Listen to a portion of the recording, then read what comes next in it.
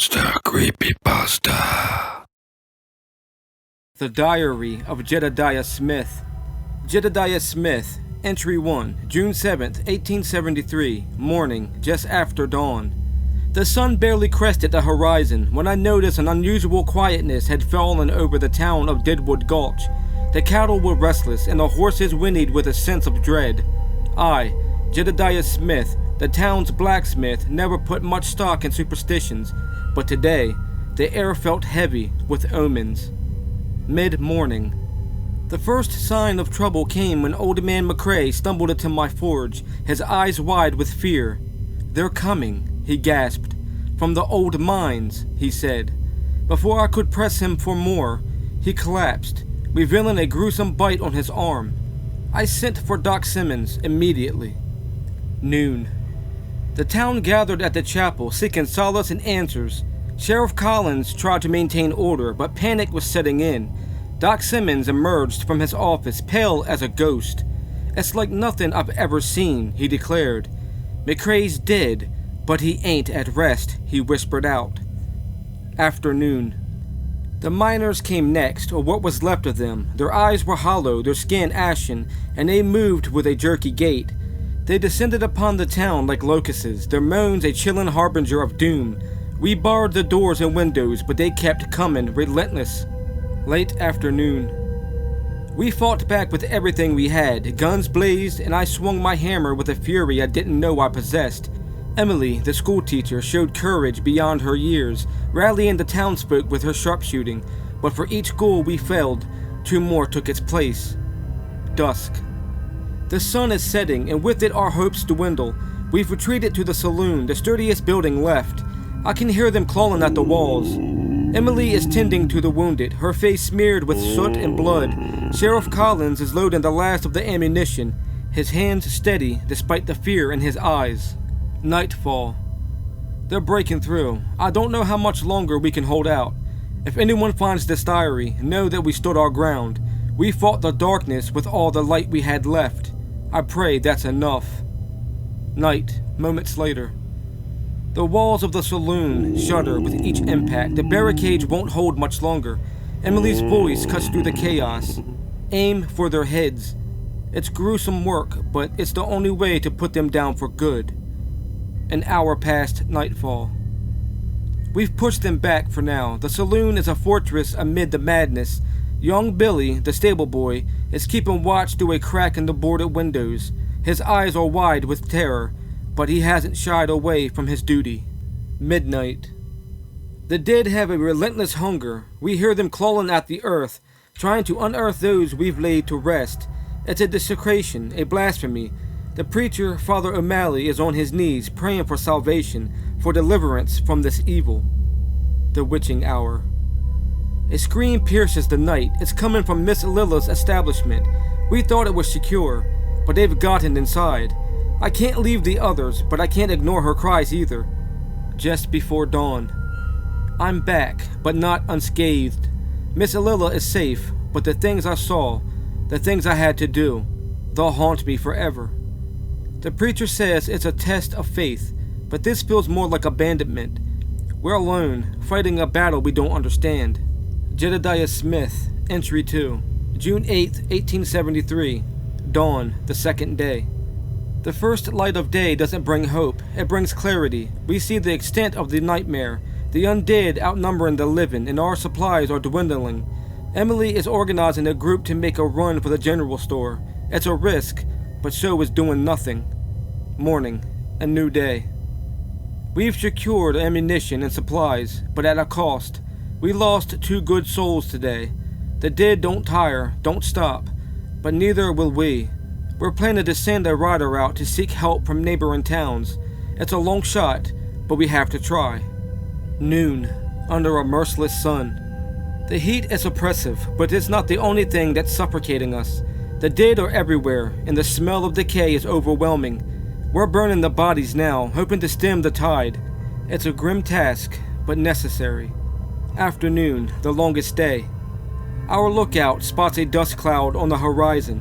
It could be help, or it could be trouble. We're preparing for both. I've taken to write in this diary as a record, in case.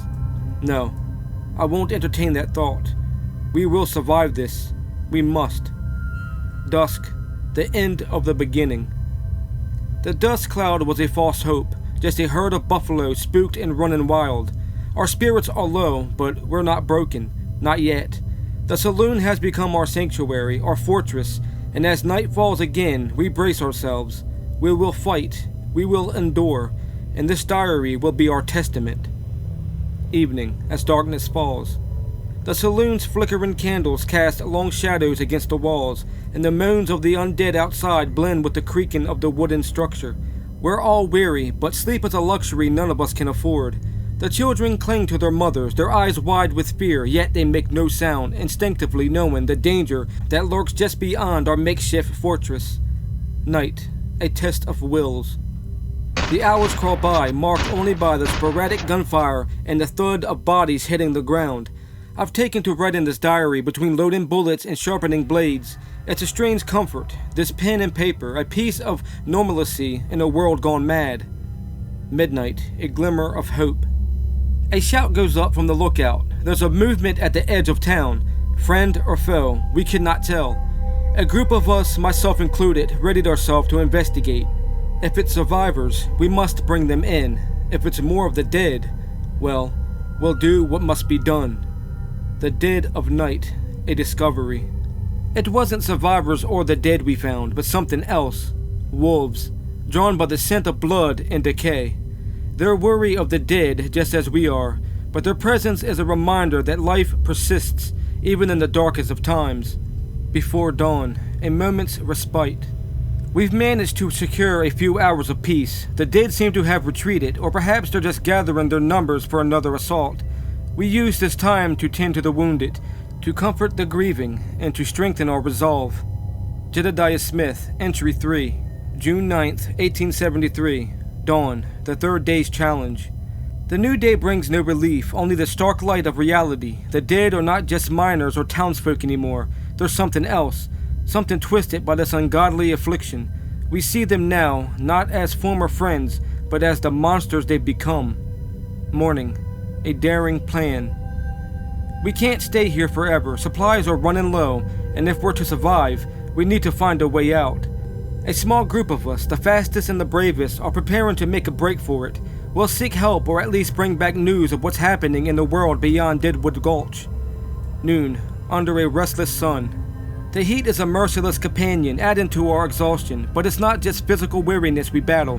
It's the mental strain of constant vigilance, the emotional toll of seeing loved ones turned into creatures of nightmare. Afternoon, a flicker of humanity.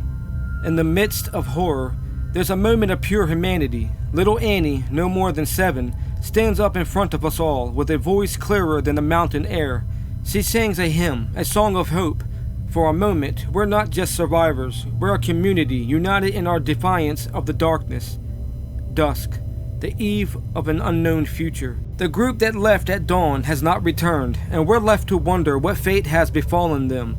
Our lookout reports a silence that's more terrifying than the groans of the dead, a silence that speaks of desolation, of world change forever. Nightfall. The vigil continues. We light the last of the candles and settle in for another night. The diary pages are filling up, a testament of our struggle, a record of courage. We don't know what tomorrow will bring, but we know we'll face it together, as one. Late night, the struggle intensifies.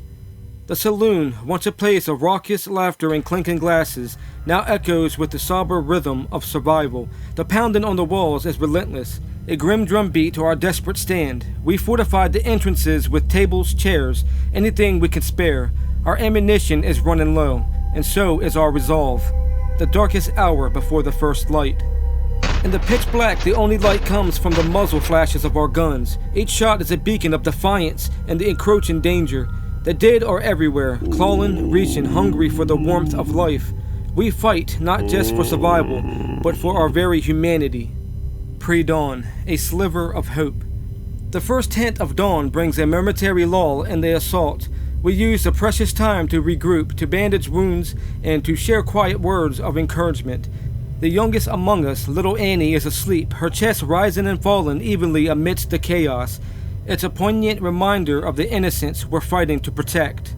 Jedediah Smith, Entry 4, June 10th, 1873, Dawn, the fourth day's ordeal. As the sun rises, it reveals the carnage of the night. The streets are littered with the fallen, both the dead and the undead. We can't afford to bury our dead. The ground outside is no longer sanctified, but desecrated by the horrors it conceals. Morning, a fleeting respite. We've managed to clear a small perimeter around the saloon. The air is filled with the acrid smell of gunpowder and decay. Inside, we ration out what little food and water we have left. Every face tells a story of loss, of fear, of determination. High noon, a dire situation. The sun beats down mercilessly, but its heat is nothing compared to the fire within us. To survive, to fight, to reclaim our town from this nightmare. We've organized into shifts, some to watch and shoot, others to rest and recover. We're a well-oiled machine, fueled by desperation. Afternoon, an unsuspected ally. A long rider appears on the horizon, silhouetted against the blazing sun. It's Mad Jack, the trapper who lives in the hills. We thought we lost him, but here he stands, with weapons and supplies salvaged from his cabin. His arrival lifts our spirits, gives us hope. Late afternoon, the siege continues. The dead are relentless, but so are we. With Mad Jack's help, we've set traps and barricades. The saloon became a bastion of the living, a beacon of resistance. We will not go gently into the good night. Dusk, the calm before the storm. The setting sun paints the sky in hues of blood and fire. It's beautiful and terrifying all at once. We know the night will bring more terror, but for now, we take solace in the brief tranquility. We share stories, laughter, tears. We remember what it means to be alive. Nightfall. The battle resumes. As darkness envelops the town once more, the dead return with renewed fervor. We stand shoulder to shoulder, our guns ready, our spirits unbroken. This diary, these words, are my testament to the courage of Deadwood Gulch. We are more than survivors. We are warriors of the light. Midnight. The siege deepens. The night is alive, the groans of the dead and the crack of gunfire. Our sanctuary, the saloon, has become a charnel house. The air is thick with the stench of death and the sharp tang of black powder. We are a ragged band of survivors, but our will is ironclad. The witching hour, a grim realization. We've come to understand these creatures, these revenants of the once living, are not just our former kin. They are a plague, a scourge sent to test the mettle of our souls. Each of us have taken up arms, not just in defense of our lives, but in defense of our humanity. The small hours, a desperate measure. Our situation grows more dire by the minute. The dead are unrelenting and our defenses are wearing thin. In a moment of desperation, we decided to set fire to the buildings nearest the saloon, hoping to create a barrier of flames to hold them at bay. Before the break of dawn, a sacrifice. The fire rages, consuming the undead and the structures alike, but the cost is high. We've lost more buildings, we've lost memories, history, the very fabric of our town, and yet we cling to hope, for without it, we are truly lost. Jedediah Smith, Entry 5, June 11th, 1873, Dawn, the fifth day's reckoning.